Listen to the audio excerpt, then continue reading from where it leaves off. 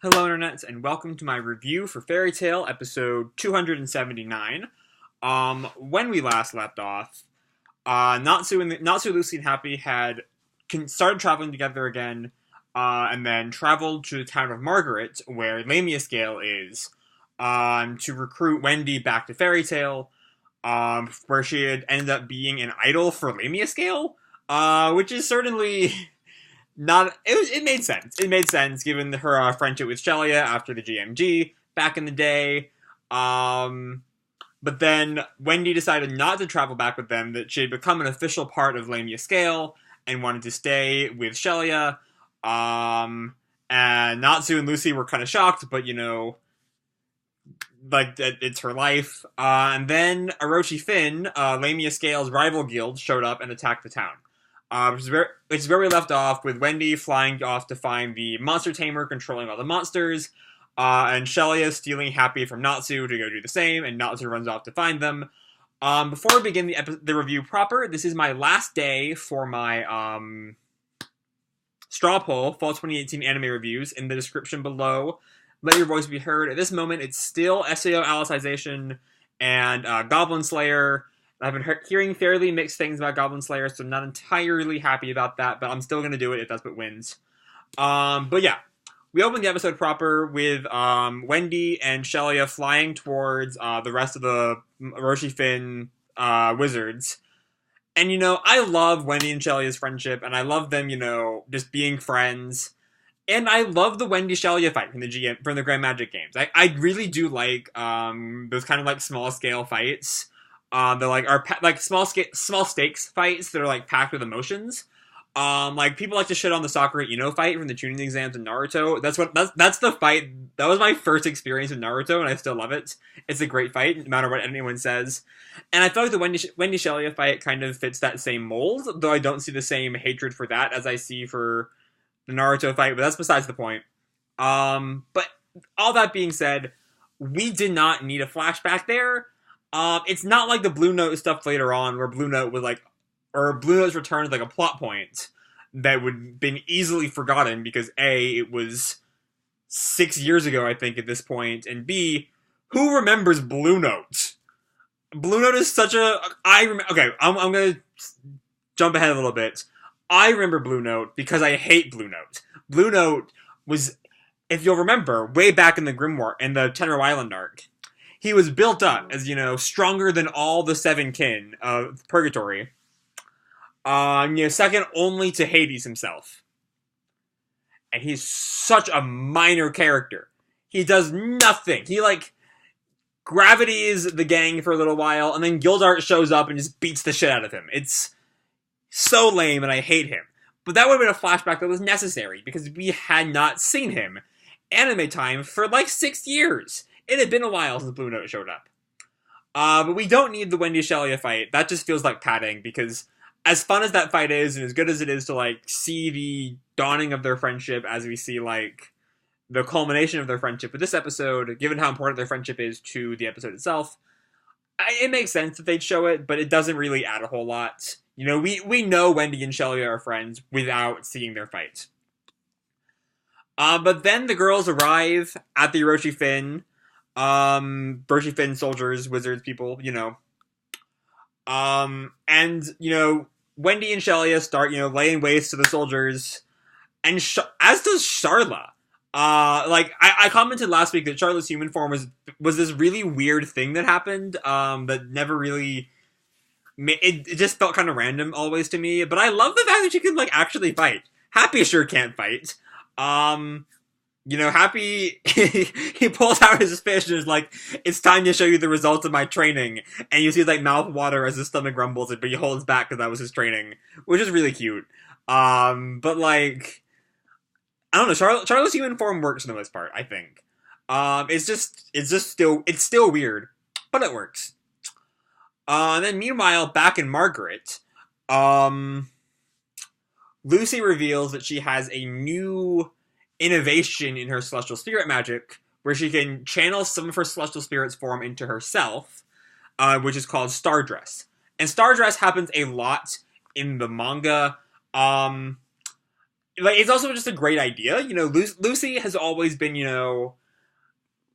as great as some of her phenomenal Celestial Spirit magic moments are, the Celestial Spirit King is one of my top two moments in the entire series. It's the Celestial Spirit King and Gray versus Silver, and that's kind of like the peak that Fairy Tail ever gets, which is a very high peak. That's not in any way an insult. Those are phenomenal shonen moments, just in general. There is still the fact that all of her powers revolve around having other people fight for her. And so having Lucy be able to fight for herself is a really great idea. I do feel like the manga didn't really use it as much as it maybe should have. But the anime has been known to correct some of the manga's mistakes. So let's hope she gets a bit more to do with Stardress in the anime. And then Bluenote shows up, and I don't get why they brought him back. He was so irrelevant. But he starts, using gravity on Wendy and Shelia. But by doing so, he is also gravitying the Orochi Fin wizards. And I really like the idea of Orochi Fin not being so heartless that they don't care about their wizards. Like the master is like, hey, you're hurting our guys. And sure, he backs down real fast when Bluenote stares at him real hard. But I still like the idea that he actually does care. It would have been really easy for him to just be like, nah, I don't care. As long as you get our enemies, kill as many of our friends as you want. But there is definitely something to be said about him still, caring for his guys. Then Natsu shows up. Gravity does not affect him. And he just picks up Shelly and is like, yo, stealing's wrong, dude. And then Happy's like, oh god, that's Bluenote. And then Natsu was just like, who? And I love that. Because who would remember him? He barely showed up. I'm really angry about this. I hate Bluenote so much. He's so bad. Honestly, did anyone besides me with my deep hatred of this character actually remember Bluenote? Because, when I read in the manga, I was I had read, I'd watched and read Tenro both times. I was like, who cares about Bluenote? He just is hyped up and then nothing happens to him. And so when he showed up here, I was like, why? Why did they bring him back? He did nothing, and he does nothing here. Natsu, flamethrowers him to death like that. It's really sad. And okay, I get it. I get why Bluenote was here. He was still hyped up as a fairly strong opponent, even if he didn't really turn out that way. And he still did, blow Natsu away really easily back in the day. And so by having Natsu beat Bluenote, it shows that, it shows how much stronger he's gotten, which is, kind of the point of Orochi Fin. And honestly, kind of the point of Avatar, though it works a lot less with the rest of Avatar.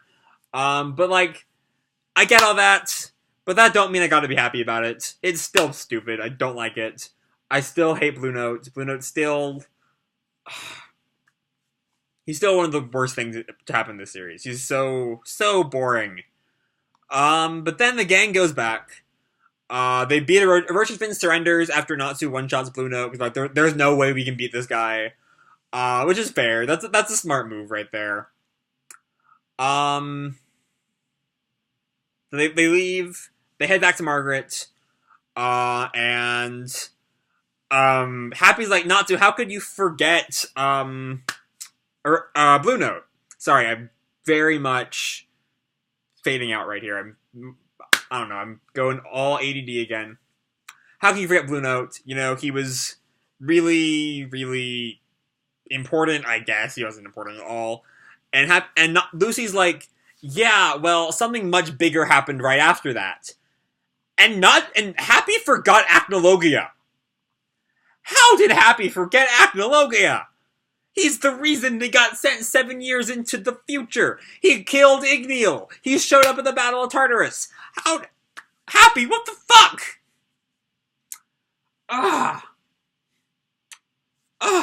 Makes no sense. Why? What? Okay. I get it works as maybe a joke, but it works in something like Naruto, where Guy always forgets his important opponents, because that's kind of Guy's character. It worked with all the as I watched it, it reminded me of the scene in Boruto, the metal episode back. I think it was like episode 70, right before the Mitsuki arc, where like Guy forgets Madara's name, and that worked because that's always been a part of Guy's character. He fought Kisame like 5 times and forgot his name each time until the very end, where he had that great little "I'll never forget you" moment, and it was that was such a good scene. Anyway, back to Fairy Tail. This is not the Naruto review. Boruto will be up later today, hopefully. This is the Fairy Tail review. And Happy has not had that trait ever. So it's a little weird for him to just be like, oh yeah, I forgot our sworn enemy who nearly killed us 8 years ago and who killed your dad, Natsu, last year. Like, Happy! How are you such a shitty friend? How are you such a shitty friend? Okay. Anyway, moving on. After that, we see a person. And manga readers all know who this person is. Anime fans, anime-only people, might be able to figure out who it is just by the context, but I'm not going to give it away. But I just want to say, I thought we did not see... Correct me, someone who's read this part more recently in the manga. I thought we didn't see this until after Avatar. I thought like there was a chapter after Avatar where we find out this person exists, along with several other villain reveals, which I'm not going to spoil because those were the bright part of this arc. But yeah, we see that person again. No spoilers. And then we have what's really the highlight of the episode: Shelia and Wendy's conversation on the hill. I really love this. Just because, like, it's Shelia, saying, we'll always be friends no matter where we are, but I don't need you. I'll be fine without you. The reason I ran after you is because I wanted to show you that I wouldn't, like, be debilitated without you. So, like, go with your friends. Go with Fairy Tail. You've always wanted Fairy Tail back. Go with them. And it's this great scene with them together. Shelia and Wendy, I love them. They're phenomenal. Yeah, they're great. I love them. And so Wendy agrees. And the next day, she leaves with Natsu and Happy and Lucy. And, Shelia does not cry because she's also happy that Fairy Tail's coming back. And then we cut to Wendy and she's just, like, bawling because Fairy Tail's back and because Lamia was so nice to them and that she has to leave Lamia. She's just like a weepy mess and I love it. It's great. But then they're like, okay, who are we gonna go pick up next? There's a quick mention that, like, she's lost track of Gray. That'll be important later on next week. Don't forget that. And then she mentions the village nearby is Rainbringer Village, where it rains nonstop because Juvia's there. And this is weird to me because it couldn't have been called, if it's called Rainbringer Village because it rains nonstop, it could not have been called Rainbringer Village for more than a year because Juvia was not there a year ago. She was in Magnolia, a member of Fairy Tail, fighting Tartaros. And yet, I don't know. That's just a random thing. Also, if I recall from the manga, we don't meet anyone else in this village. It's just Juvia there. Which is weird to call it a village, but whatever.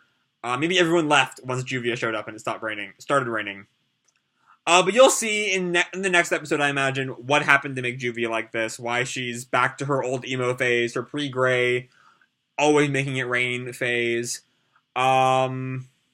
You'll see. And then the next time preview. And it's coming. The Avatar arc is easily my least favorite in the series. It's, last week in the comments, Archon P called it abysmal, and I defended it from that. But seeing this next time preview reminded me of some things. And while I still think it's, for the most part, fine in the simple viewing, watching that next time preview reminded me of all these actually interesting plot threads that Avatar, like, poses that just never go anywhere and are never brought up again. And it ain't stellar. And some of them, they might be able to bring up. But some of them are so, lore shaking that they can't do anything with them. They can't make that happen. People who know the reveal that's coming up next week about what happened a year ago, they can't do anything with that unless they want to drastically change the course of the story, which they're not going to do. Fairy Tail adds a lot to the manga in the anime, but it's always like fight extensions. The only thing I think they ever actually like fully changed is like who killed Tempester in Tartaros. In the manga, Gray shows up, and it's the first time we see a Slayer magic kill this being it's supposed to kill. When Gray like one-shots Tempester with ice demon slaying magic, and then the anime changes it to be a full-on episode of Loxus fighting him, which has its own problems then and there, but it's a great fight. Highly recommend it anyway. But they can't do something like that here because it's so large. It's such a huge moment that just doesn't go anywhere. But yeah. Anyway, on to my overall thoughts of the episode itself. This episode wasn't awful, but it wasn't great either. It had great moments. Wendy and Shelia are a great duo. Their relationship is really fun to see play out. As Shelia, like the if you love it, let it go kind of thing is Shelia's whole idea. And Wendy wants to stay for Shelia, but Shelia wants Wendy to know that she doesn't need to. But last week, I was like, hey, this Orochi Finn stuff is actually pretty fun. Why didn't I like it in the manga? And then I watched this, and I'm like, oh, right, this is why I didn't like it in the manga. Bluenote sucks. Bluenote sucks. That's my general thoughts. Bluenote sucks. Wendy and Shelia are good. That's episode 279 in a nutshell. So yeah. I'm not super excited from where we go from here. It's not a stellar place. Hopefully the anime will try to make some of the overall lameness of Avatar not as lame. But we'll have to wait and see. I'm not keeping my hopes up, mainly just because I imagine Avatar will only go until December, and then we'll start with Alvarez, or I don't know if I doubt they'll put in any filler between Avatar and Alvarez just because they don't really need it, and I don't think they're going to 100 Years Quest in this anime. So I don't think there'll be any filler this season. Or there's any like filler arcs. Still like extending filler, I'm more than happy for. There are plenty of things that need extension. But I don't think we'll be getting any full-on filler arcs. But yeah, I think I lost my train of thought there. I'm starting to talk about filler. Judging by the amount of... I think this arc is going to go until December, and judging by the amount of chapters in the Avatar arc, they're really... Actually, I think there's only like 14 or so. I think we're on like 422, 423, and it ends at 436. So actually they might have room for extending it for the rest of the core, just because that would be like 7 or 8 episodes. So maybe they have a couple episodes worth of extending stuff, which will be nice. Avatar is pretty lame, and making the villains actually like, put up a fight, I think would do a lot to making it a better arc. But yeah, that's really my thoughts for episode 279 of Fairy Tail. It had its moments. Orochi Finn was just a letdown. But Wendy and Shelia. That's my thoughts. Hope you all enjoyed the episode and the video. If you did, feel free to drop me a like, subscribe, fill out that straw poll in the description, or do whatever the fuck you want. I don't really care. And as always, people, keep kicking ass, and I'll see you in the future. Bye!